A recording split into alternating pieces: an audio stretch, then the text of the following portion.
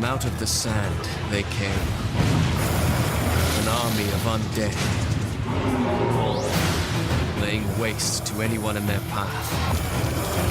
Welcome back to Your Geek News, and before we review the movie, let's talk about the 14th game in the Prince of Persia series. Forgotten Sands ignores the rebooted story of the 2008 game and instead is the sequel to Sands of Time and the prequel to The Two Thrones. Which kind of makes it an interquel, I guess. Well, we had some high hopes for the return of the first 3D nameless prince that we met in 2003, now that we could use them in next-gen console. Now, despite the sand being in the title on this one, the story of Forgotten Sands has nothing to do with the Sands of Time, specifically. No, the Forgotten Sand refers to a legendary zombie army trapped by King Solomon that lives in the palace of the prince's brother, and which naturally gets unleashed in this game for our swashbuckling pleasure. So the story gives us another great impetus for monsters to overrun a city for the prince to do battle with. Now, some of the mystical twists and turns, like a lovely djinn named Razia bestowing some fantastic and familiar abilities on the prince, let him do things like control time and water. Now, it really feels like Ubisoft got the spirit of a Prince of Persia game right on with the story of Forgotten Sands, so we give that 4 geeks out of 5. But Prince of Persia games have never really been about anything more than the graphics and the gameplay, so let's get into that. To stop them would take more than a mortal man. The destiny of the kingdom lies in you.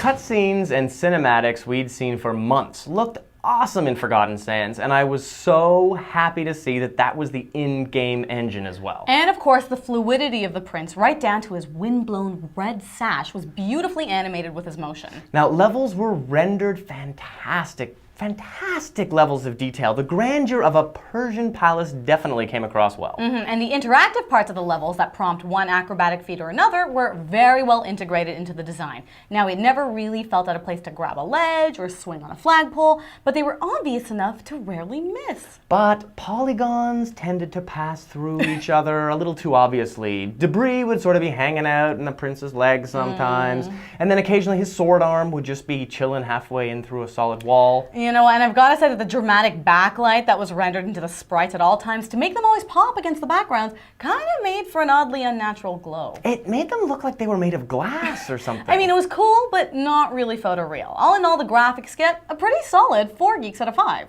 The only thing that makes or breaks a Prince of Persia game is the gameplay. And on that particular point, we have a lot to say. With these powers, I have a chance to set the wrong things right.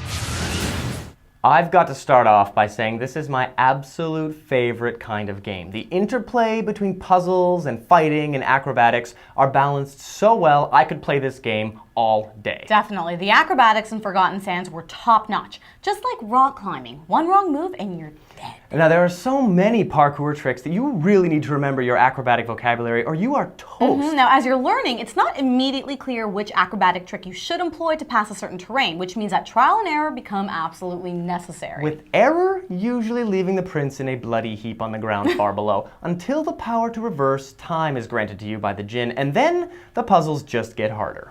Now, the acrobatics are pretty fun and only verge on the supernatural. You know, they blur the line at times between acrobat and Spider-Man. Now, the swashbuckling was a ton of fun. Totally. The first time I kicked a monster off the ledge, I got hooked. Now, I've got to say, the crowd control fighting, where you're taking on upwards of 50 of these things at once, wicked. But the fight combos sometimes felt like random gifts. Like, I still have no idea how I did half of those. You know what? I don't think I know how I did any of them.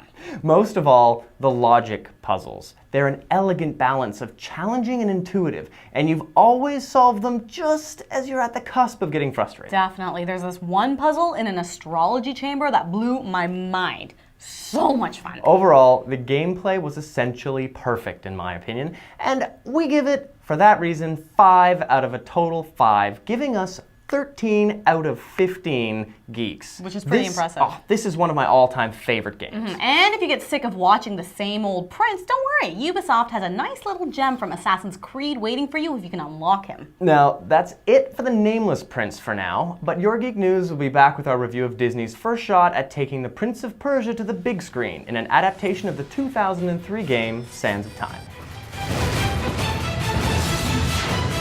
From out of the sand they came, and to the sand they shall return.